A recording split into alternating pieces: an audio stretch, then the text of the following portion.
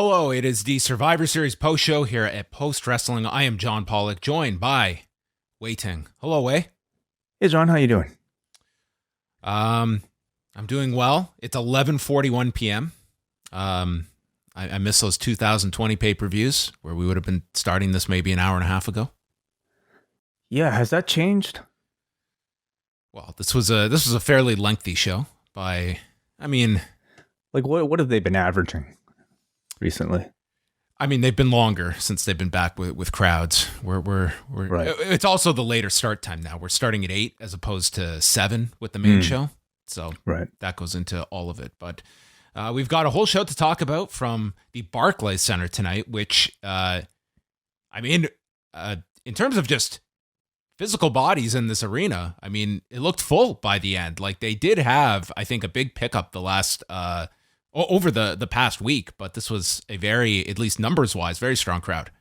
They were claiming on commentary 15,000. Is that right? Yeah, which is, I mean, even in the best of times, it is set up for like those legit sellouts they've done at Barclays. Like it's set up for like 13, but they always say 15. Okay. All right.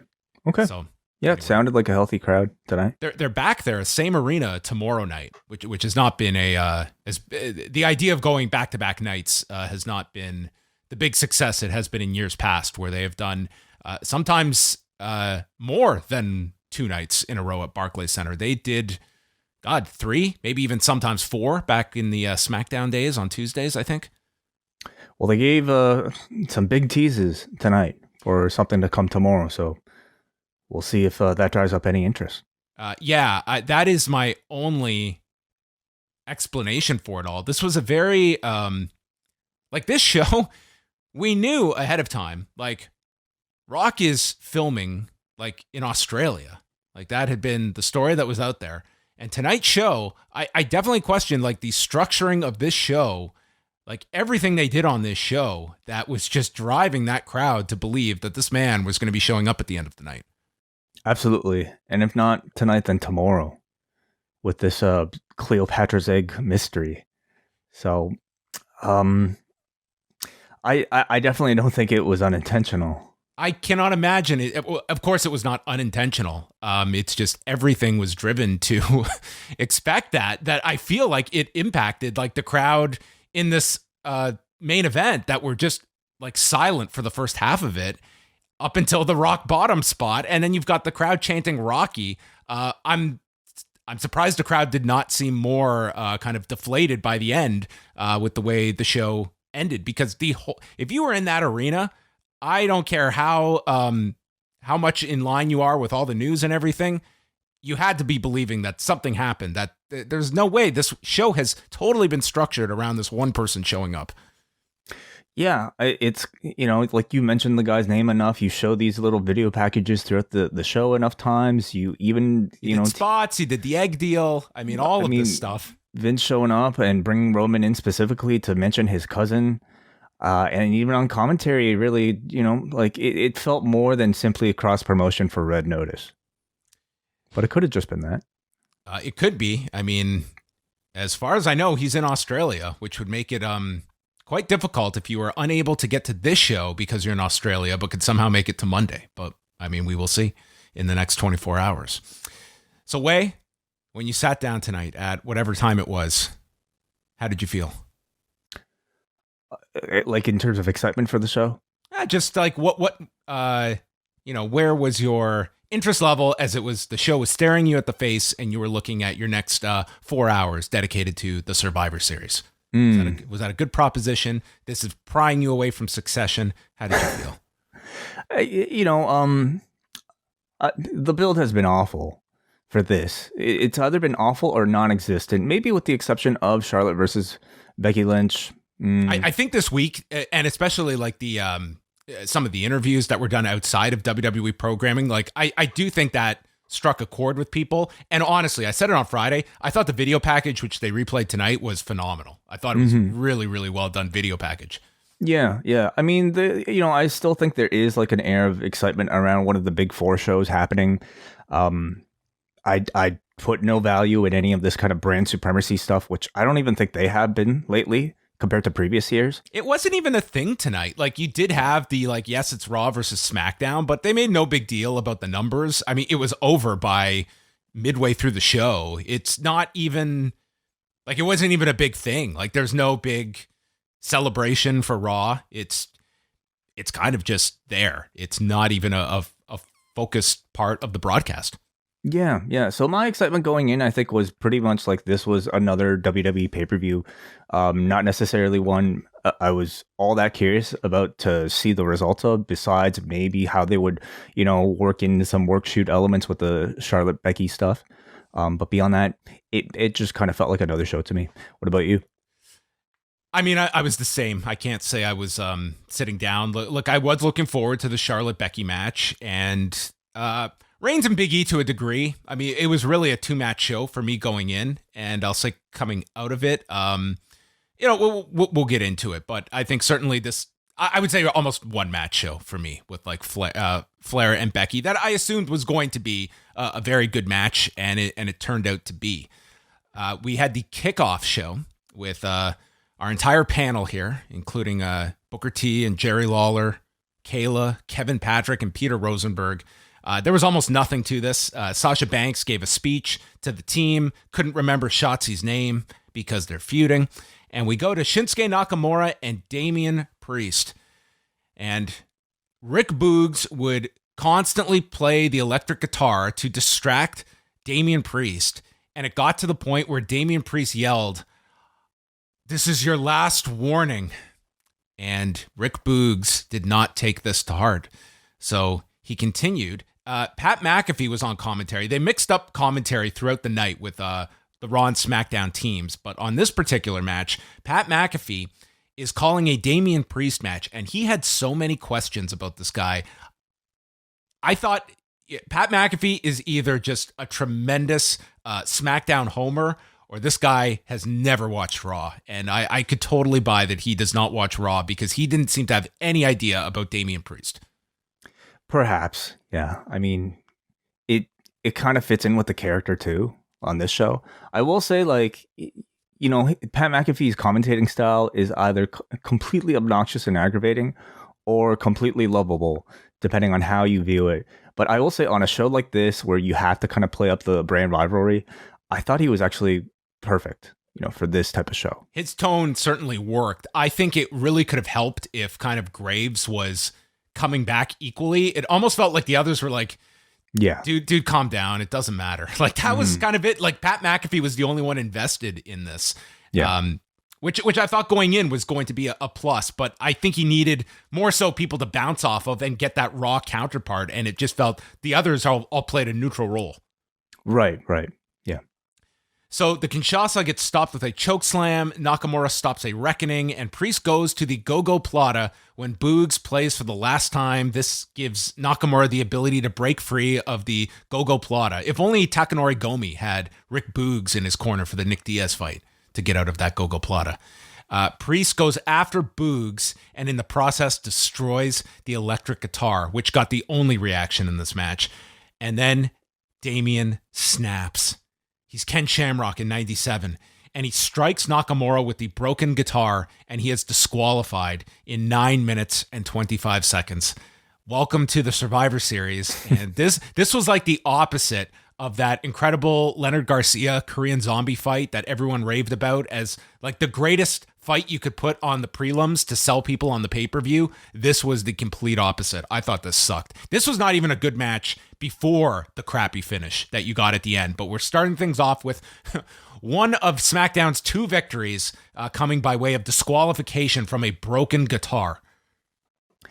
It was a match really done to further this Damian Priest unleashed, Jekyll and Hyde character.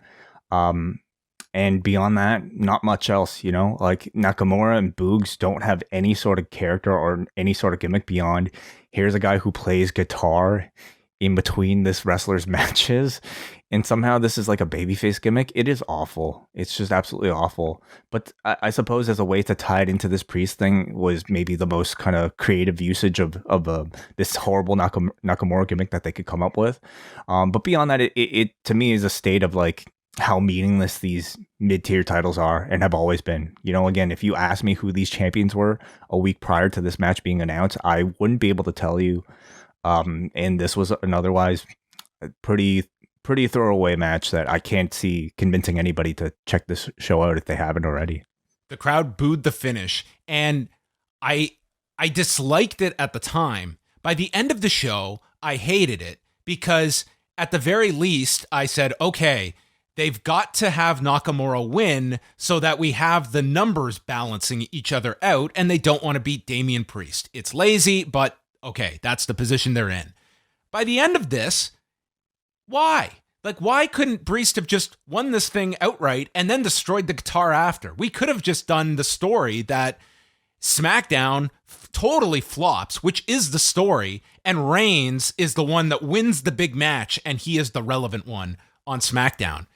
Like, I didn't even understand. What is the final tally at the end? It was 5-2 for Raw. This was one of their SmackDown's 2 wins. Like, what difference does it make that Nakamura won this by DQ? We got to protect Nakamura. He cannot suffer a defeat. I'm guessing in their minds, it's less about protecting Nakamura and more like, you know, trying to get this unhinged Damian Priest character over. He doesn't care so much when he's angry that he's even willing to throw away a match. That's maybe the biggest explanation I can give. But in the end, I don't even know who's really keeping tally. Like, you know, like I don't know. I kept tally 5-2. But I don't even know if they would bring it up on screen. Like, who would bring it up? Sonya or Adam Pearce? Like, they have no allegiance to either brand. Well, they're going to be celebrating on Monday and furious on Friday this week. Pretty much. Yeah, sure.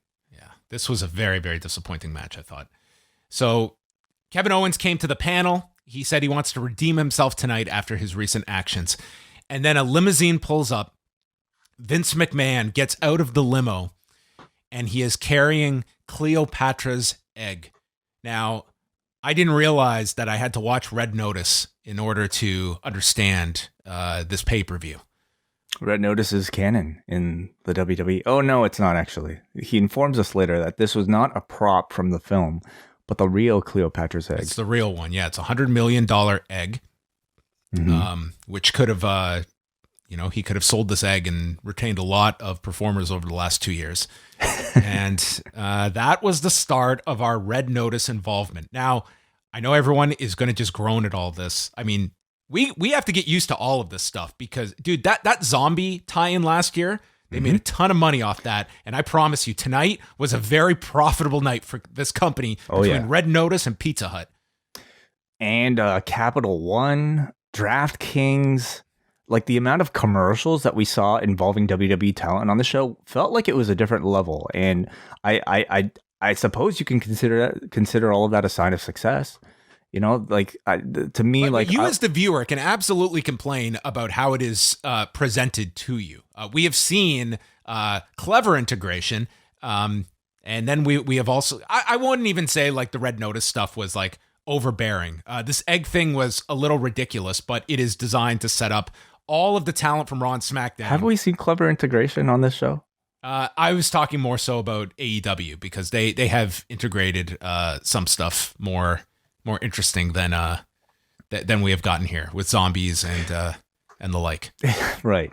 You know, I will say, like, Vince does not make many appearances, so the fact that he did for this, there's a reason he doesn't make many appearances, and we would get to that later tonight. But it also suggests that either this is a very lucrative co-promotion deal that they have going on with Red Notice, or there's bound to be Can't have Adam Pearce show up with this egg. We need something more prestigious. No, but seriously though, like, I mean, it demands a spectacular star-studded payoff for the angle. Well, and this also serves the function of tomorrow night's Raw. They are advertising now. Both rosters will be on Raw, and Vince is going to be on Raw. So this is also serving a need on television where, I mean, they are coming off some very bad numbers on Raw, and it looks like they are going to the drop-down menu, and one that has been hit many times over the years, and that is bring Vince McMahon back to television. Yeah. The pay-per-view proper, it started with a video all tied around Red Notice and the Survivor Series matches. And then kicking things off was Becky Lynch against Charlotte Flair with Michael Cole, Pat McAfee, and Corey Graves on commentary for the opener. And Charlotte made her entrance first, and then Becky comes out. Might I say, every year we have been very negative on the t-shirt delineation between both sides. Outside of that battle royal, no t-shirts, and the color coordination on this show was terrific. You liked it. Yeah, it was very good. Like, especially on the Survivor Series teams, at least like one particular side would be wearing all colors. They worked it into like natural gear selections that were red or blue instead of, look at me, I'm a dork with this shirt on. Sure. All the dorks were contained to one match. Yeah. Becky comes out and she is just staring a hole through Charlotte and just has her eyes locked on her as she walks down the ring, and she's trying to get at Charlotte immediately as the referee is holding her back until the bell rings. And they did not try to do what they did with Charlotte and Nia a while back, where they came back with the rematch and they just tried to make it into this like fake shoot. It was like they were going to have their pro wrestling match, but it was with such an added intensity that I thought they carried that through for the entire duration of the match, that this felt more just a higher level of aggressiveness than we got on anything else on the show. And I thought both women were terrific in this. I thought so too. I was very curious to see if they would do something embarrassing in trying to convince us that they were going off script and taking the fight into their own hands. And I never got that sense watching this match. Instead, I think they just, simply took the story and used it. They didn't overthink it, Way. They weren't trying to play this to an audience that is like looking for this to turn into a shoot. They're like, no, we're going to go out there. We're going to have a great match, but we're going to do it as like a grudge match and play into that where we have that audience already believing in that. We don't have to convince anyone of this. We have done the work. It was the best creative choice. I mean, they took what is a story that I think has captivated the public's attention, and they used it towards creating the art. So some highlights here saw Flair climbing up and then getting shoved to the floor, selling her knee. They exchanged slaps, chops in this. You got Charlotte yelling, "Talk all your shit, Becky. Talk all your shit."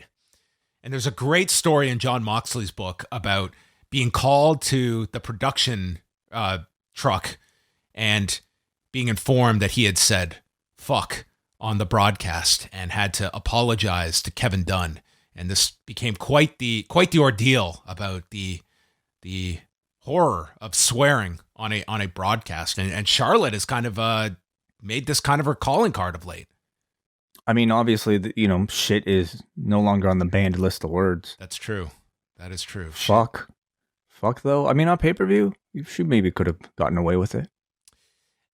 Flair caught Becky with the Andrade spinning elbow and then dropped her with a boot. Pat McAfee says this match will be talked about 20 years from now, and documentaries will be made about tonight. So he got the wrong Survivor Series. Becky hit the manhandle slam. Flair gets her foot on the rope, and then Becky does a woo before going for the figure four. And then the two are like trading slaps, like the Frank Shamrock Boss Rutan spot, as Flair is in the hold and then reverses it. Becky is then knocked off the apron, and Flair hits her moonsault off the top that, I mean, it barely grazes Becky Lynch. And the announcers could not help but note that, she got enough of her, I guess. It was not that close, but it's... The latest kayfabe news headline is Charlotte hits Flair, her moonsault. Charlotte Flair delivers graceful moonsault that almost makes contact with opponent. Yeah, and man, it is a certain running gag in pro wrestling at this point. It's a backflip landing on your feet. That's it. It's hardly even a moonsault in the traditional sense. And it's not the landing on the feet part, but more so maybe just, the contact with the opponent. And I don't even know if it's necessarily her or if it's the people that are supposed to catch her to make that contact. But it's even more amusing when Charlotte like sells it like, "I'm the best. You see that? I'm the best." But even commentary like had to call it out. Oh, she didn't really make contact there. So it's probably something that I would love to see her, change up a little. I would also wonder, like, it's like the way she's coming down, it's like to land on her feet. So it's not even the most like catchable position. At the same time, it's like, over time, my God, are you putting a toll on your knees doing this version of your moonsault as opposed to where you are caught and you're not taking all of the force like on your legs where you're landing? Yeah, I don't know. I'm not a tenth of the athlete that this person would be, so hard for me to say. Well, then keep doing it. It's her version of the moonsault. Flair applies the disarmer on Becky, who gets to the rope, and then Flair tries an O'Connor roll, grabs the rope, which the referee catches. Becky reverses it, and at the last second, she grabs the rope that the referee misses, and Becky pins her in 18 minutes and 15 seconds, essentially the same way she got the pin at Crown Jewel last month. And Flair just kind of smiled that she had got caught, took her title, left. I wasn't crazy about the finish, but this was a very strong match. I mean, going into this pay-per-view for both of the title matches, I was expecting screwy fuck finishes with like run-ins and all that. So considering all that, I actually felt like this was probably, in both cases with both title matches, you probably got the cleanest types of finishes that you could have expected given both champions. There was a lot of protecting on this show. So yes, we kind of we had a lot of creative finishes for some of these elimination matches. So I guess this is on the higher side of clean. Mm-hmm. And all in all, I thought this was a very good match. It was a match I had the most interest going in, thanks to the story and the media that both did, and whatever you thought of, like whether or not you bought into the storyline, it did allow this crowd to suspend their disbelief enough to get into the intensity of this match, and they created a wonderful atmosphere that to me lasted through this entire what felt like a 30-minute match. The tension I thought was carried really well throughout. Both of them weren't afraid to hit a little bit harder throughout it all. And to me, it made sense with both being heels, the fact that you would have both of them trying to screw one another in the finish. So I thought they turned this into a fun piece of fiction. Yeah, there was quite the interview that Becky did on WWE.com after this. And I mean, she just kind of like, she starts crying just based off of like, this is, you're just coming off the high of this match and kind of reflecting on where her relationship with Charlotte has gone. And it just seemed like it was quite the interview if you have the time to watch it. So after that, we go to a series of Rock highlights, starting with his on-screen debut at the Survivor Series in 1996.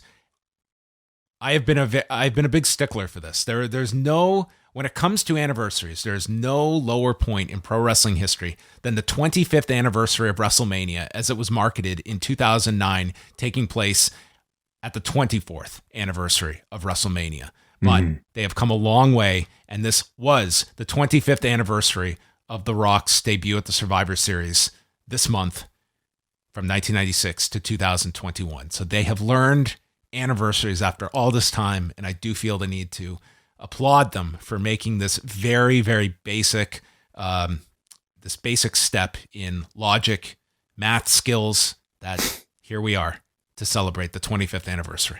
Not exactly the same date, but close enough. But hey, we're close enough. We're within a week of the anniversary. So same vicinity. Same vicinity, correct? Yeah. Yes, same state.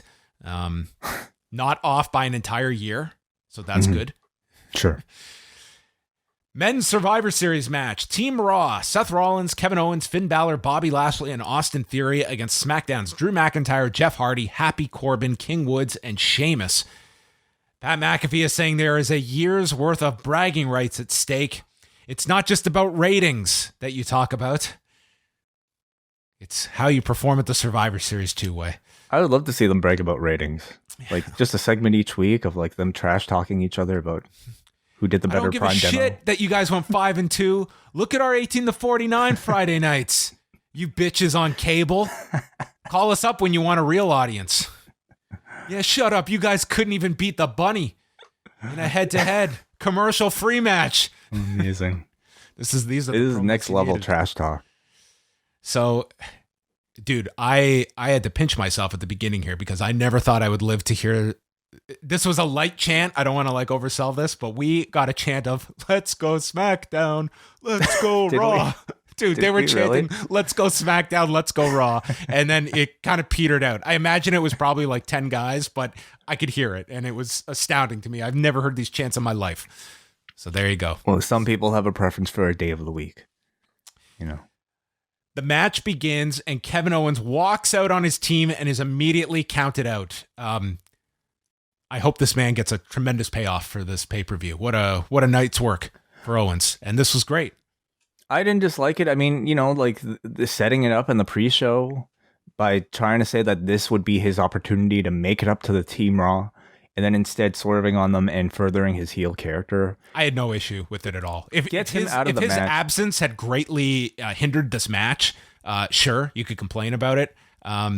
This was advancing the story, and I thought you still got a great match out of this, and you're pushing the Owens thing. I think Owens feels like a much more interesting heel at the moment on Raw than Seth Rollins. Absolutely. You know, prevents Owens from taking the pinfall and gives Raw the disadvantage early on. Jeff Hardy was so popular on this show. I think we say this all the time, and they recognized it because he got to be the focused member of SmackDown. Didn't get protected like Drew, but nonetheless, they rode the Hardy wave in this match. Was more well-liked than Drew. He was. Oh, Jeff Hardy was, I would say Jeff Hardy was the most over babyface in this match, wouldn't you say? He was ahead of Balor. He was ahead of Drew. He was very popular. Corbin was the next elimination after Balor hit the coup de grace. Lashley comes in and grabs McIntyre and ends up knocking Woods off the top turnbuckle. He is tagged. He spears Woods and eliminates him with the Hurt Lock.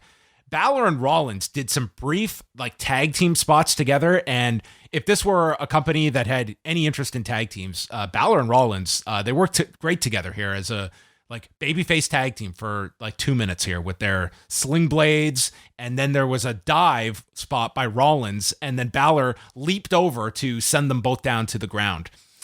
Lashley and McIntyre get tagged in. They're talking about their big history, and they just brawl on the floor, and McIntyre hits Lashley with a Claymore. This is after they are counted out. So that was your way to get rid of Lashley and Drew McIntyre with a count out as they brawl over the barricade. Yeah, definitely a cop out. But to me, it's expected for some of these bigger names in this match. This one though, I don't see any sort of follow up with. No, it's just getting two big name guys out of the match. Rollins waved goodbye, so Drew hit him with the Glasgow kiss, allowing Sheamus to get a near fall. And then Balor comes in, hits Sheamus with the shotgun, misses the coup de grace, and Sheamus lands the brogue kick, pinning Balor. So it's down to Rollins and Austin Theory against Sheamus and Jeff Hardy. And one of the announcers notes, there's a history between Seth Rollins and Austin Theory.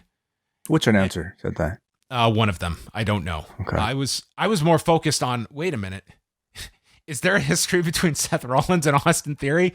This is a complete blank in my memory way of the Rollins, Austin Theory, Murphy alliance that lasted last year. I completely forgot about this until it was brought up on commentary. Well, I don't know if they would have recognized it because I feel like this was meant to be Theory's actual debut, and that we're not supposed to remember the other one. Yeah, it kind of, that's kind of what they do in WWE, is that if you get called up and then you get sent back down, the first time doesn't count. That's not part of your history. What would Austin Theory's 25th anniversary date be? Oh, that's a great question. It would probably have to be it could be his coming to Raw with his first selfie. It could be maybe. Yeah, there's multiples that you could choose. First NXT run, second NXT run, first. Yeah, I will say they made a lot more reference to their prior histories of some of their wrestlers outside of the WWE here. FCW being brought up with some interactions, OVW being brought up, NXT even NXT they recognized on this show. Pat's not familiar. They kind of referenced Sheamus and Jeff Hardy's past. Yeah, kind of. I suppose has it been long enough that we can gloss over a poetry in motion spot together after you recklessly made fun of my drug dependency? Okay, fine. You're on all fours. Let's do a poetry in motion. We're on together. the same show. Can we do the 10 beats as well? Yeah. Okay. You're not such a bad guy, Sheamus. There's some rivalries that maybe it should not be water under the bridge, but hey. Rollins yanked Hardy off the apron. Sheamus had no one to tag, and Theory caught him with a roll-up using the trunks for the pin, and then Sheamus attacked Jeff as he was not there. Rollins hits a frog splash, Hardy kicked out, and then Hardy fights back. He hits a swanton, eliminates Austin Theory, so he gets his win back on Theory. What, he had lost to Theory, and then he beat him on his way out of Raw, I think? I can't remember. I think Theory beat him, did he? On the way out? Theory beat him. That's right. Theory beat him, and then Jeff laid him out after the match. That's right. Hardy then hits the twist of fate. He climbs up. The crowd's going wild, lands on Rollins' knees, and Rollins hits the stomp to pin Jeff Hardy in 29 minutes and 55 seconds. This was a very good elimination match, I thought. I thought so too. I thought everybody did a fantastic job in this. I think the best, the most important part of this whole thing was that they read the crowd really well by positioning Jeff Hardy as the central focus, as the biggest babyface of this match, keeping him, saving his elimination for the very end. And it also helped that he was expendable enough that we'll put him to the end and he'll be pinned, because they weren't going to do that with Drew. And the match was better for it with Jeff Hardy in that role, and he can eat that loss. Totally. I thought Seth looked really great in this as well. Like as an in-ring performer, this guy is terrific. I enjoyed him. I thought Sheamus looked really good. I thought Lashley's intensity anytime he got tagged in there really felt like, a step above the rest. So he came across really special. Man got red tights for this. Wow, just for this, eh? And they did what, like, I feel like Theory was meant to be the up and coming project of theirs by being the least experienced guy here, but they gave him a big win over, who did he pin? Balor, was it? Sheamus. Oh, Sheamus. Okay, he got a big pin over Sheamus, so that's sort of his claim to fame. And with Owens leaving the ring, like, to me that did a decent job of cementing his heel turn. So I didn't dislike this. I like this match. I guess the question is with Owens is, like, who do you have to kind of take him to task for walking out on the team? Like, that's a weird dynamic for Rollins to play. Maybe they don't even so who's up next for Big E? It's Rollins, right? Yeah, Rollins / Owens, wherever they go. It's kind of like a three-way program at this point. Oh, so there you go. I mean, maybe it would be weird, but I mean, what do you even have to be that upset about? You walked out on us and we still managed to win. So what was your value at the beginning? Maybe that's the way they go about it. Then we move on, and there's a clip of The Rock winning his first title at the Survivor Series in 1998, and it's the 23rd anniversary of that title win. Roman Reigns walks up to a security guard in front of Vince McMahon's office. The guard just walks away, a pretty lousy guard, and Reigns walks in and he meets with Vince McMahon and Cleopatra's egg. This is where Vince explains that it's the real Cleopatra's egg, given to him by Reigns' cousin. And the egg is worth $100 million. Reigns says, "That's what my next contract's worth." Ha ha, pal. Guess what? I'm not putting a no-cut clause in there. And that was the segment to just name drop Dwayne Johnson and further introduce us to this egg, which would have this would be the biggest egg to have a role on a Survivor Series since 1990. That is correct. Yeah, I thought that they were going to tie it into the Gooker somehow. So maybe that'll still happen. We'll see. 25-man battle royal. Sami Zayn. Hey, so I didn't fully miss Succession tonight. I got to see Roman Roy in the crowd. Yes. The real leader of the Roman Empire was spotted here with his brother. And not that brother. No, not that brother. I feel like Macaulay would have moved on to AEW by now. Like, he's a huge wrestling fan. Do you remember it was when WrestleMania was in Tampa? Yeah. When they switched the titles and took it off Bray Wyatt, that he tweeted out that he's selling his WrestleMania tickets or something. And it was some crazy tweet that had like 40,000 likes or something attached to it. Interesting. Yeah, maybe. So in the Battle Royal, we had Sami Zayn, Humberto, Angel, Apollo Crews, Commander Aziz, Otis, Gable, Benjamin, Cedric, Ziggler, Rude, Jinder Mahal, Shanky, Slim Shanky, AJ Styles, Omos, Gulak, R-Truth, the Vikings, Street Profits, Mansoor, Cesaro, T-Bar, and Ricochet. But more important way, who would get entrances? Your answers, Sami Zayn, AJ and Omos, the Street Profits, and Ricochet. Could the grass be greener on SmackDown? I was shocked that Ricochet got his own entrance. Me too. Yeah. Maybe already a step up from where he was up on Raw, getting his own entrance. So this was a not so clever Pizza Hut commercial. They came out, they were surrounded by pizza at the entrance, and then the ring was surrounded by pizza. It was a lumber pizza match. Sure, yeah. It had more to do with Pizza Hut than The Rock. That's for sure. That's true. And no one was expecting the head of Pizza Hut to show up at the end of the night. Who's that? So this was just Omos throwing out guys. Of the 25, he eliminated 12 people in this match. There was a chant of "We want pizza" at one point. Shanky had a stare down with Omos. Omos won. And then it was just Omos launching dudes. That was pretty much it. Sami Zayn realized that it's just him, Ricochet, and Cesaro remaining on SmackDown, and they are outnumbered by Raw. So Sami Zayn tried to literally give his team members red notice, but they were not interested in helping, and thus Zayn got eliminated. Omos eliminates Commander Aziz, and Styles is yelling at Aziz from the floor. Aziz grabs the arm like he's Sid with Hulk Hogan, and then Omos is holding on to AJ's leg, so it's a tug of AJ, and Omos ends up getting hit, letting go of the leg, and AJ falls to the floor, eliminated, and is eliminated. So Omos is upset. He throws out Crews. He fights off everyone else. It's down to Omos, Montez Ford, and Ricochet. Ford is tossed out, and then Ricochet picked up Omos off the ground, and he scoop slammed him.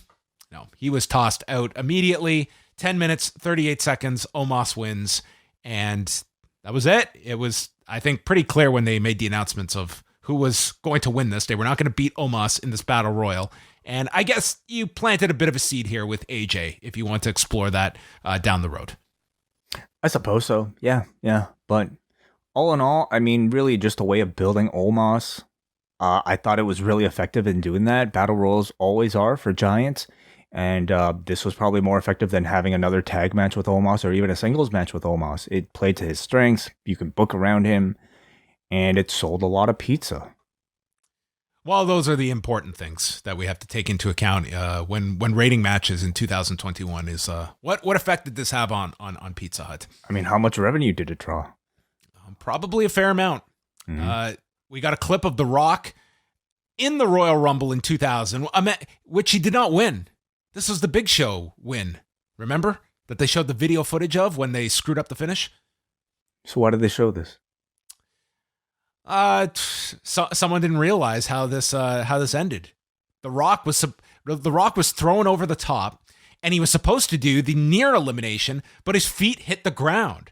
So they just went with it that night and pretended that he didn't get eliminated. But then they turned it into an angle that Big Show had evidence that Rock was eliminated. I guess they couldn't fit all that into these 30 seconds. Maybe the 25th anniversary of that Royal Rumble in a couple years. They'll address this. The Usos against Randy Orton and Riddle. Usos had the heat on Riddle for the first half of the match, building up to a hot tag from Orton, who is just doing all his moves on the Usos. He drops Jay and Jimmy onto the announcer's desk and then hits a draping DDT, but the RKO gets stopped. Riddle comes in, big burst of offense on the Usos, and Riddle gets hit with the Alley Oos, which is identified, and Pat McAfee, Alley Oos. I love that. It's like this dude is learning about this whole roster for the first time tonight. Yeah, or at least he's acting, but maybe he's not. Yeah, I don't like. He's a busy man. I don't doubt he's probably not spending 3 hours in front of his TV every Monday night. There's double super kicks to Orton and Riddle. Riddle kicks out, and then Jay goes for the Uso splash onto Riddle, but as he leaps off, gets hit with an RKO out of nowhere, and Orton pins Jay in 14:46. And Raw has now clinched. This was their 4th win, so they've won the series tonight. Oh, there you go. Yeah. Spectacular finish. Good match, high pace of action. I think the Usos are tremendous. They have good chemistry with Riddle. And Orton nailed that finish, man. A good way to commemorate his WWE record for most pay-per-view matches. Huge historic victory for Randy Orton. I thought the match was fine. Like, nothing wrong with it. Nothing spectacular about it either, but the finish was nice. Yes. I found it really difficult, though, for me to care about this match because we have no rivalry whatsoever. Much like Priest and Nakamura, this was simply them being put together because they're both the champions. Nothing at stake, not even pizza. But, look, action was good. Lively crowd if you cared about that. But with you just brought up his historic win that gives Randy Orton pizza history. Excellent. Next clip was The Rock at WrestleMania 28 in 2012. He won. Adam Pearce and Sonya Deville are with Vince McMahon. Vince sits down and he notices that Cleopatra's egg is missing. Call the cops. Vince wants Pearce to interview every performer because he suspects it's got to be this talent that I hire. And he says to go interview them one by one, or else I will be on Raw tomorrow night to get to the bottom of it. So Detective Vince is coming to Raw in Brooklyn, and Michael Cole just totally jumps to the conclusion that they are not going to solve this mystery tonight and that both Raw and SmackDown members will be on Raw tomorrow night because of this missing egg. I'm not making any of this up. Tremendous foresight. Yeah. But I mean, you know what? Besides bringing Vince onto their TV, I mean, another kind of device we've seen them use in order to boost a rating is to tease a mystery. One of the classic Survivor Series mysteries was who ran over Steve Austin. Took him a year to solve that.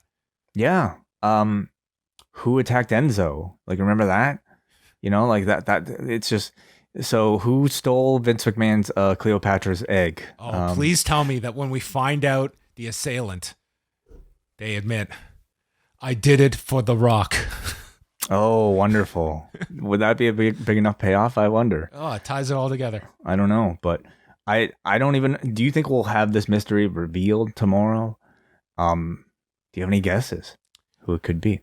I hope that this is a 1.5 year long mystery and The Rock announces he is coming back to WrestleMania in 2023 to find out who stole my fucking egg. Yeah, forget the feud with Roman. He's here for the egg. Yeah. The Women's Survivor Series match. Team Raw was Bianca Belair. Before we move on, a better question. If you are the producers of Red Notice, if you're Netflix, whoever they did this deal with, was this over the moon? Was this satisfying integration of your product? 100%. I'm sure they loved this. And I'm sure they paid an enormous amount for this This was plastered all over the show. I hope they were happy with it. And they're getting a storyline out of it. No, totally. Like, you seen this stuff, it's corny as hell for a fan, but not so corny when you look at their bank account. You know what I started watching last night? Red Notice. No. Squid Game. Oh, you're about like 2 months late. I'm way late. Okay, and? It's nuts, but in a good way. I feel like we're even in we can even talk spoilers now. I don't care. Oh, okay. Well, I have nothing to say about it. Yeah, it's fantastic. It's great. I started watching Tiger King season 2. I will not watch that second season. Yeah, I don't know if I'm gonna continue. But it's there. Negative interest in that, but yes, it is out. How many episodes did you watch of it? Just I had to stop actually during the first one, just because I had to watch this. So is Carol Baskin's ex-husband? He's alive? Is that the big reveal? I had no idea. I'm not even that far into. I don't even know if that's true or not. What? Yeah, really? I don't know the answer, but I think I'm right. Okay. I think that's what I read. You could be right. Okay. Maybe you just spoiled it for me. No, that show's ruined from the beginning. You're not spoiling anything. Okay, the Women's Survivor Series match. Bianca Belair, Rhea Ripley, Carmella, Zelina, and Liv Morgan against Sasha Banks, Shotzi, Shayna Baszler, Natalya, and Toni Storm. Carmella was getting her mask, returned to the ring, was rolled up by Toni Storm in like the first 90 seconds, so Carmella's gone. Baszler and Ripley were in for a while, and Baszler blocked several attempts at the Riptide, and then Baszler got Ripley's back to the Kirifuda clutch. Ripley just threw her off, and the Riptide gets stopped by Shotzi. All the women come in, and this leads to Banks and Belair being tagged. So after the delay after SummerSlam, here was our one-on-one showdown in the ring. Didn't they have an actual match, these two? A singles match? I don't think so. Am I wrong about that? I think that was one combination they have not done. Oh, okay. They did the three-way, obviously, at Crown Jewel. Yes. Okay. Banks is able to get her in the bank statement, kicks off the rope, but Belair gets to her feet and escapes, and Belair goes for a handspring, knocks Natalya to the floor, but then the KOD is countered by Banks. Vega comes in, and boom, she's eliminated by Toni Storm. So Toni Storm got 2 eliminations in this. Morgan fought off Baszler, hit Oblivion onto Toni Storm for the elimination. There was, for Liv Morgan, it's strange. It's like there's some crowds that go nuts for Liv Morgan, or at least louder than you'd assume. And it's like she gets this elimination. This crowd could not care at all. No, this was, I mean, New York is, one of the smart mark crowds. And I feel like they were gravitating a whole lot more towards Toni Storm, who they seem to recognize as somebody with a lot of untapped potential. Somebody who is not being booked to the level that I think they respect her as, whereas Liv Morgan, a bit more lukewarm, at least, in terms of in-ring accomplishments and maybe ability. Then she tries Oblivion onto Shayna Baszler. It's stopped. She applies the Kirifuda clutch, but then Shotzi and Banks hit frog splashes onto Liv, and Liv was gone. After being outnumbered, Ripley gets drilled by a knee from Shayna Baszler, and Ripley is gone. Belair is now on her own. It's 4-on-1 with Banks, Shotzi, Baszler, and Natalya left on the SmackDown team. Banks and Shotzi are arguing on the floor. Banks then shoves Shotzi into Baszler, and the team just implodes, and they get Sasha counted out. This was the lamest elimination of the whole night. Yeah, I thought so too. And it was very similar to Drew and Lashley, but I think the main difference is, number one, this crowd had already seen it, in the prior match, prior elimination match. So doing it again feels very uncreative. Secondly, this was Sasha Banks. She is one of 2 stars in this entire match, and the only star remaining on Team SmackDown. Yep. So you had no more people for this crowd to cheer for. And it just felt like a really kind of unsatisfying finish and an unsatisfying end to Sasha's night. Agreed. Belair takes on the remaining 3. She broke out of the sharpshooter, sending Natalya into Baszler on the apron, cradles Natalya. Then so Natalya's out. Baszler attempts the Kirifuda clutch. It's countered with the KOD. Baszler's out. And then Shotzi is the last one and gets pinned with the KOD. Bianca wins in 23 minutes and 46 seconds. I like the idea of Bianca having to overcome the numbers and such. But I thought the Sasha elimination was really lame. And I think parts of this went too long. I was not as into this elimination match. I thought the match kind of fell apart in the middle. Mm-hmm. This crowd started doing the wave. Yes. And I feel... And they won them back when Sasha and Belair got tagged in together. Like those were the 2 they wanted to see in this. So, yeah. And I think it's like you won them back temporarily and then lost them again with the Sasha elimination and the way in which they did it. I mean, this to me highlighted a real problem with the women's division outside of your top 4 in Bianca, Sasha, Charlotte, and Becky. They have had a terrible track record of trying to create stars in this women's mid-card, and you have to look no further than how they booked something like a Queen's Crown tournament to put that blame entirely on the company and not the talent themselves. Do you realize this match was longer than the Queen's Crown tournament? Dude, like, the fucking Red Note Pizza Hut commercial, I feel was probably longer than the entire Queen's Crown tournament. Yeah. So it's to me not as much of an indictment on the women, but more so their poor booking, and maybe an indictment on how poor some of the characters that they have given TV time to have been. Like, to me, like, a reaction like this is to be expected when you have characters like, this Zelina Vega thing, which has been awful. This Carmella Mass deal, which has been awful. So it was not a well received match this deep into the show as well. So to me, it just more so highlights ongoing problems with the women's division. There are some positive takeaways, though. I felt like, this was a big position for Shotzi to be in, being one of the final two. And I think it shows a certain level of confidence they have in her and a desire that they have in wanting to make her a star by putting her in this position. Bella and Sasha received tremendous reactions from this crowd, and it tells you there's still a lot of interest in a future match. By the way, they did have a match in October, these two, on SmackDown. Okay. Well, there you go. Yeah. And Bianca Belair continues to be pushed as a lead female babyface, arguably of this entire company. So there's that. The final clip for The Rock was his appearance on the first SmackDown on Fox 2 years ago with Becky Lynch and Baron Corbin. Setting you up for the main event. Paul Heyman is backstage. He gets jumped by Kayla. Heyman doesn't know anything about the theft of the egg and blames the fans in Brooklyn. And Kayla says that she has heard that Brock Lesnar's suspension is no longer indefinite.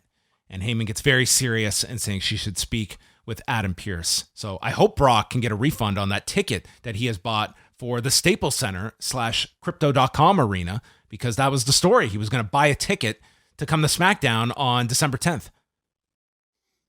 Okay. Or sell it on StubHub, maybe.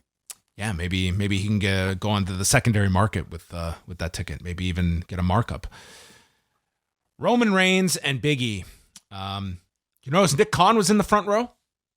I did not. I don't know if he came out just for this match, because I didn't notice him before, but he was out here in the front row to watch this.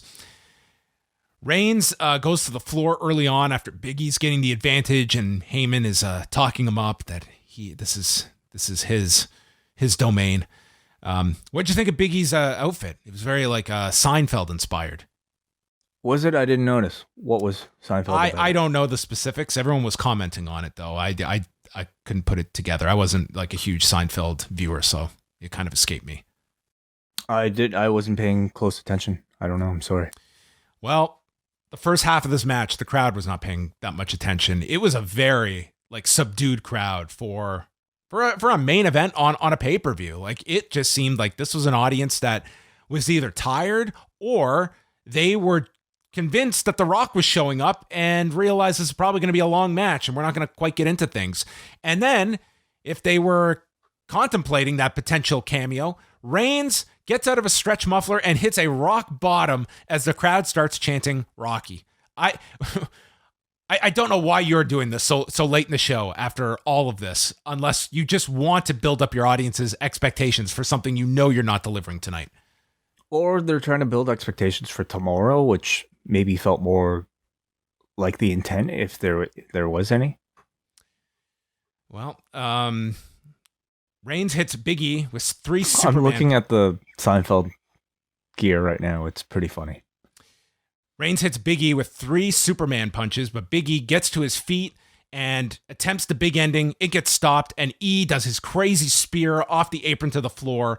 Back in the ring, Reigns hits the spear. Big E kicks out. The crowd is up now for the match.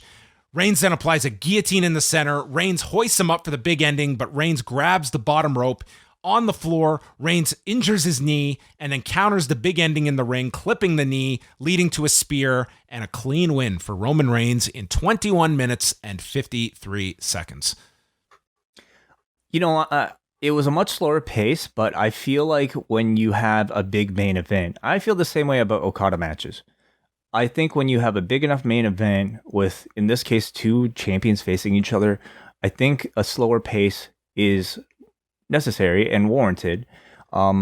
you can debate whether or not it was maybe the right choice for tonight, because it certainly didn't receive a great reaction. But I think the concept of having a slower pace leading into a more, exciting finish, I thought was part of this Roman Reigns character, and I thought it absolutely was to be expected, and I thought it was good. I thought it was a good match. No one will call it match of the night, but I felt the audience was captivated largely throughout. They got there by the end. I would say the last 7 minutes. I think they really did have them here, but it was a struggle to get there. I would say this was a bit below what my expectation level was of this match, but it was good. And they managed to deliver a satisfying conclusion here. Again, surprised me that they gave us a pretty clean finish here. Only thing protecting Big E in this outcome was this knee injury excuse. But in both cases of both champion versus champion matches, I thought the finishes were a lot cleaner than I would have predicted. No run-ins whatsoever. So hopefully it's a sign that they're actually listening to these constant complaints. Yeah, I mean, this was one where I could very well have seen a clean finish. It's just that has been the Reigns character. And I guess the next question is this treated much like Drew McIntyre last year, where it's almost just they move on, there's no reference to it, and that's it for Big E. I mean, you're kind of in that position where you almost have to move on from it. Yeah, I think you kind of have to. You find another way for Big E to, you rehab him on Raw. But more importantly for me, is this the end of the Woods storyline? Does Woods continue to seek revenge for that broken crown? I think you have to do stuff with him and Kofi over on SmackDown. But I mean, in theory, the New Day should be on Raw tomorrow night, as should Roman Reigns. They are promoting that both rosters are going to be on tomorrow night. So you could do some follow-up, maybe even, I don't know what the status is of Kofi, but the idea of doing that 6-man, tomorrow, you could do it if he's healthy. Very possible. Another possibility that they're very much hinting at is something involving The Rock. We'll see. There's certainly 10,000 hints tonight, and that kind of was the basis of the show tonight. So that was the Survivor Series. I go thumbs in the middle on this show. I did not think it was a great show. I really enjoyed the Becky Charlotte match and the men's Survivor Series team matches. Those would be my two matches I would recommend. Reigns and Big E, if you're interested. They do get the crowd by the end. I think they certainly have a better match in them than what we saw on Sunday. I thought this was pretty much the usual case with WWE pay-per-views. Terrible build, but I think it was a good in-ring pay-per-view. Mostly enjoyable matches, I would say. Great crowd throughout the entire thing. I would recommend Bianca. What am I thinking? Charlotte versus Becky. I would probably stay away from the women's elimination match, but I thought the men's elimination match was really good. Tag match, take it or leave it, doesn't really matter to me. But I thought the main event was a good quality, big stakes main event. All right, we'll go to your feedback. Not big stakes. What am I saying? Well, two champions, I suppose. Yeah, two. They're bragging rights. Maybe they're both going to eat big steaks after tonight's show. Maybe together. All right. At this point, everybody, if you have anything to say, and if you're watching us live in the Zoom room, we are live for all Double Plus patrons after pay-per-views. If you have anything to say, feel free to raise your hand right now, and we will get to your call. Otherwise, we can go to the forum, John, to see what people thought. Okay. We can start off with Dan. Survivor Series was a dreary show for me. There was some all-right in-ring action, but the event as a whole felt stale. If you like sporadic Rock highlights and think Brooklyn's best pizza is Pizza Hut, it might be your cup of tea. The crowd seemed as checked out as me, but at least I like the Fabergé egg mystery. I can get mix and match wrestling cards anywhere. Angry septuagenarians losing $100 million promotional eggs, that's strictly WWE turf. And I'm the dumbass that's going to check in during Monday Night Football ad breaks to see if I can get important updates on the egg mystery. Dan does bring up a point here about the crowd, and I know WWE, they have this formula that you put your biggest match on last and your second biggest match on first. That's fine. I think tonight, though, even if you wanted to end with Reigns and Big E, I would have put on Charlotte and Becky much later in the show, even second last. I think that was I think that was like the most intrigue of any of the matches on this show, and I think there was going to be a bit of a come down after that. Not so much the men's match that was felt, but the middle of this show. That I think putting that one on first, I thought was a move that I would have put that match on a bit later. I would have ended it with it. I mean, I would have too. After watching tonight's show, I didn't see the need that you had to finish this show with Reigns and Big E. It was, I know Becky's a heel, but I mean, tonight she was a babyface, and you leave the crowd with a babyface ending. I would say maybe the only reason why you might end with Reigns is if he has a bigger role to play with this whole egg mystery. Again, like, all this Rock teasing is just, I'm still not believing that he's going to be, on the show or anything tomorrow, but I find it very interesting. The fact that they were maybe hinting at it as hard as they were. If he's not, it's absolutely insane. Can we agree? Like tonight's structuring of the show, like it will be utterly ridiculous if you have set all this stuff up. Hey, let's go to the phones right now and start with Jake from the Windy City. Jake, what's up? Hey guys, happy Sunday. How are you? Doing well. What do you think of Survivor Series? 3 words. I don't care. It's like all, at the end of it, it's like all these Rock teasers, which is like it's so extemporaneous throughout the night. And you're not even extemporaneous or like all around, I should say. But and I could have at least had a pre-taped Rock promo from home, probably. I don't know. Yeah, this was just a draining show. It had its moments, and there were definitely some good matches, but this low stakes concept really needs to go. It's just a night of non-title matches and elimination matches over so-called brand supremacy, which the masses don't really care about. So while the fans in the arena might have enjoyed the matches, they clearly don't care about which brand wins, and why would they? And all these programs are not going to continue right after this. So I guess the reason to watch Raw tomorrow is to find out who stole the egg.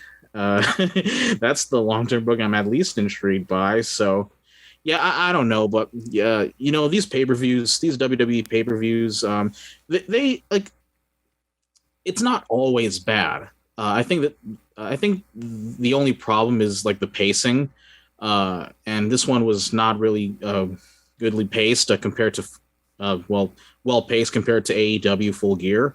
At least, I mean... What do you mean by pacing, though?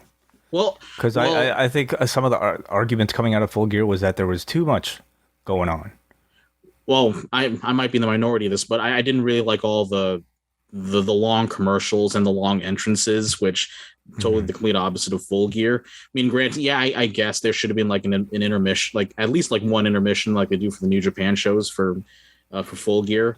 But that's basically how I feel about this. I think the one thing is I'm the one advantage is there's not really going to be another pay-per-view until January 1st. So well, I mean, it sounds like you're torturing yourself by watching these. I mean, no, like, I really wanted to see this because considering like I'm curious about like what's with all considering it's The Rock's 25th anniversary, like what kind of stuff will come up. But it's like I think I just you were disappointed by the show. Yeah, I think I was over delivering this so much, or my expectations level was high. So that's all I got, guys. So thanks so much.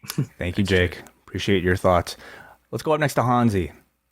Hansi, what did you think of the show? Yeah, I'm kind of in Jake's territory. I listen. I agree with you guys that the Charlotte Becky was probably my favorite next to Biggie and Reigns, and I did like the men's. But it just like with all the other the added nature of that, there's going to be no consequences. I imagine that if they're SmackDown and Raw going to be on the same show tomorrow, I can probably see that they might do Priest and Nakamura. They might have like a couple. Yeah, let's have a rematch. I don't want to see it again, but I mean that's what it is, right? But no, I just thought like the women's match, for example, like no one really reacted to anything, and that's kind of what you get when like you really don't give much of them creativity in their undercard and all that, and you kind of have repeat empty matches, and then when you give them time, people don't care because you haven't invested in the characters, right? Like I was saying earlier before the show began that like it's amazing how like a lot of the lower tier guys like the utility teams or jobbers in AEW, they seem to have more of an uptick than some of the quote unquote mid carders that are presented in WWE. Like 2.0 and Garcia, guys can find their jobbers, right? But there's way more value I see to them. I see Butcher and Blade have way more value than a lot of the undercard women. You know what I mean? Like, you know, I'm not putting them down. I'm just saying that, like, I just feel that there's more value in some of the undercard of people in AEW. Like, there's a lot of people that don't have titles in AEW, and they still feel like just as important as the title holders do. And it's sad that this is what the creative does. And then when the people who are being pushed and go above and beyond, they'll give you kind of like not really that great of finishes. I didn't really like the Becky and Charlotte finish, but like that was still a really, really intense match. And I agree with you guys that should have been the main event in my personal opinion, because I had no problem with Big E and Reigns starting out the thing. And I'll leave you guys with that. But again, good review, man. I appreciate you guys' work. Thanks, Andy. Let's go up next to MJ. MJ from NJ. What's up? I think I unmuted this. Hello, guys. Long time no chat. Hey, it's been a while. How you doing, NJ? And great. Yeah, are you in NJ anymore? I'm in Florida again at the moment. Okay, got it. So Just you didn't go to tonight's show? No, I did not. And so I like watch Raw occasionally when I'm working late. I leave feedback when I do. I am appalled at what I saw tonight. And I did not listen to your feedback yet because I didn't really want to be influenced by it because I had such a visceral reaction to what I saw. It starts with all the commercials. Like if I'm a Peacock subscriber and, you know, one of the value adds is that I'm watching WWE, I watched basically tonight an episode of Monday Night Raw.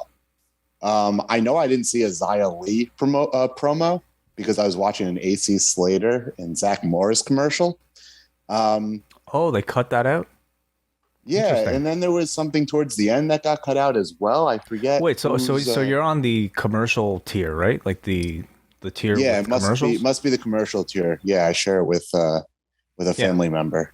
Okay. But so I felt like I watched a Monday Night Raw episode, and at that, this roster is way too talented for this to even be Monday Night Raw. Like this would be a bad version of Monday Night Raw if this company was operating like at full, I would say all systems go, just based on the roster that they have. Like the people that are in these matches, AJ Styles is wearing a red t-shirt that says USA Network. I think this company obviously has made a decision very forcefully to be a media property. I don't know who that benefited tonight because it wasn't a good experience as a Peacock viewer.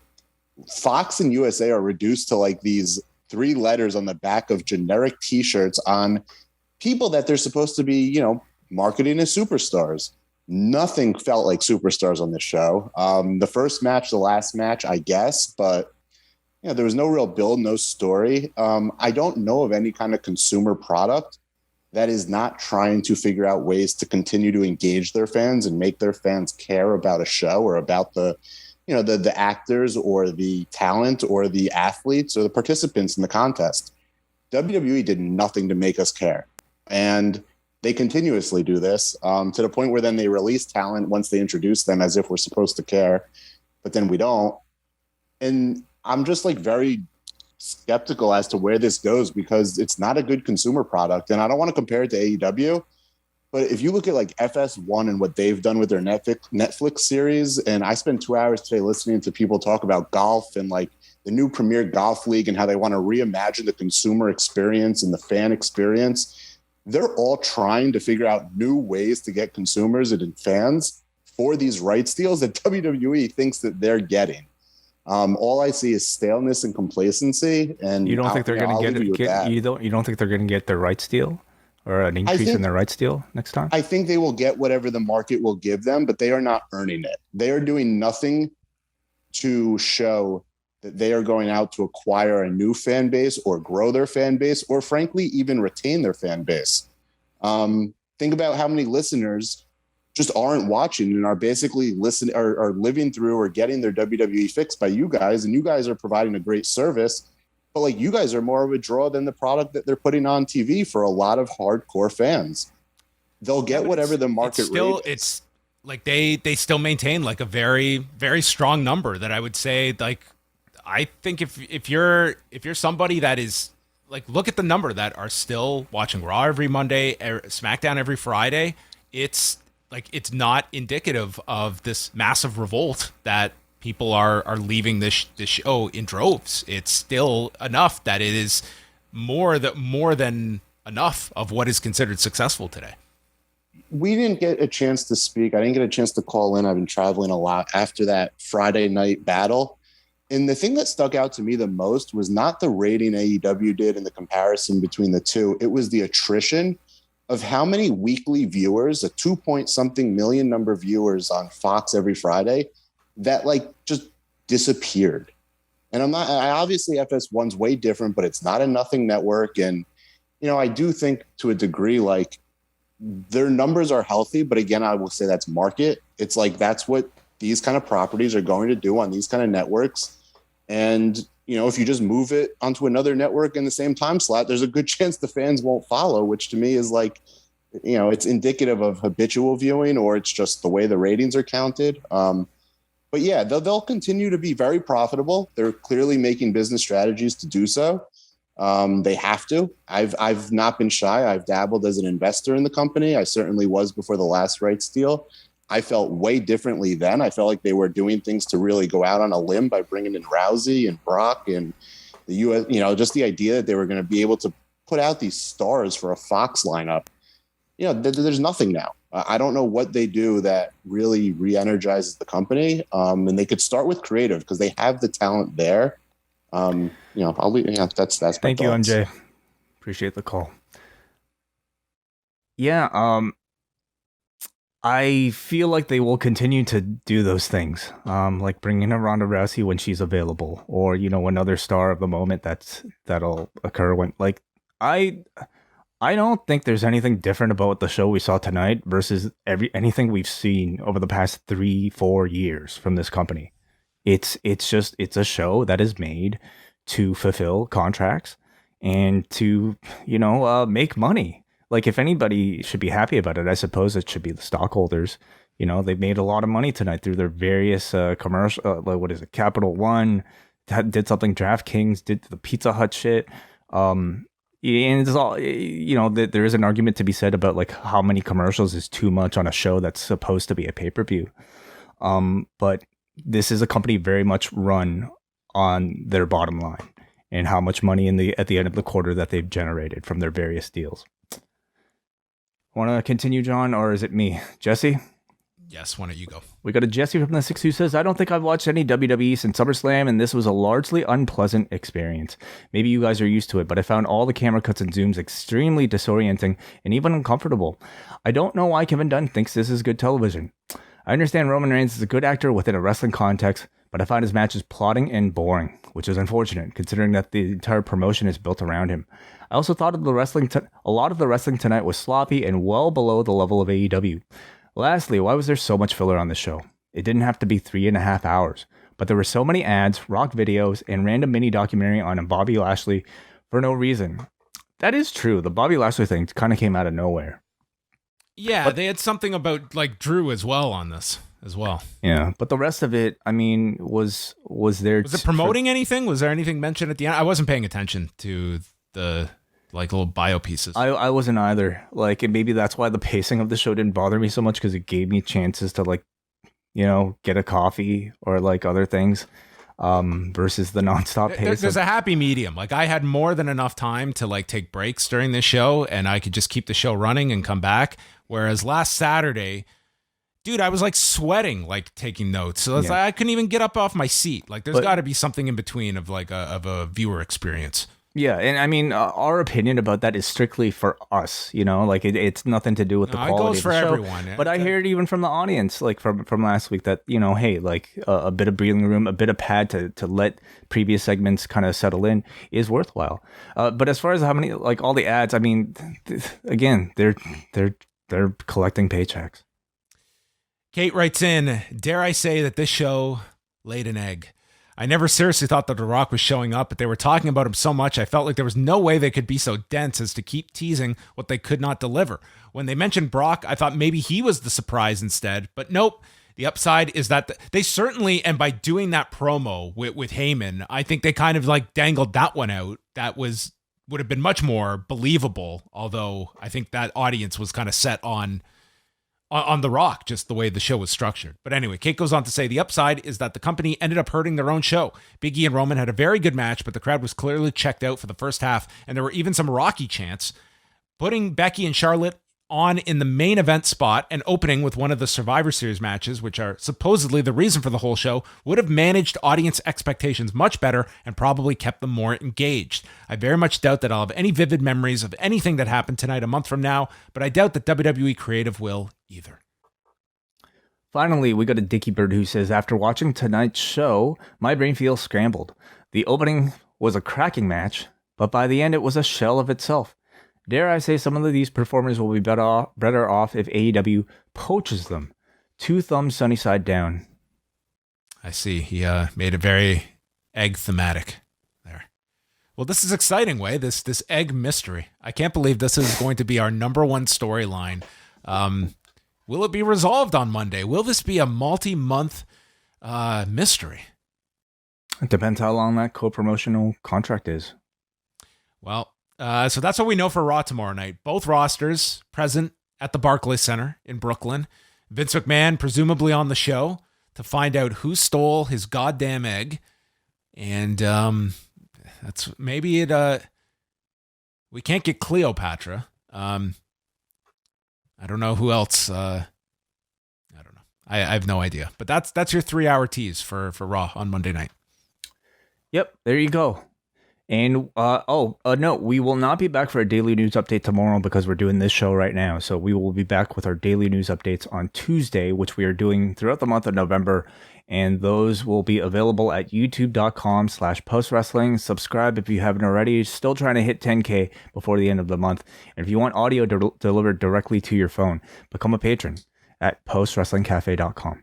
That's right. And patrons will not only get daily news updates Tuesday through Friday this week, but on Tuesday night, it's Volume 3, Pollock and Ting Talk. Ooh, we will actually talk? Wow. We're going to talk. Yeah. And I'm not going to ask you I'm not going to say the letters WWE or AEW in that discussion. That's going to be my goal. Okay, all right. Just a bit of a note here. We have the latest edition of WrestleNomics up on this feed, so just scroll down here and listen to it after you listen to this if you haven't already. Brandon and Chris Gullo talk about the WWE releases that just took place and Brandon's very thorough investigation into how much exactly Full Gear might have generated. So It's very interesting, and we highly recommend you guys check out WrestleNomics. Thorough Thurston, as always. So check out that show. Up on the site now, postwrestling.com, and we're back Monday night, 11:15 Eastern. Who stole the egg? We'll find out.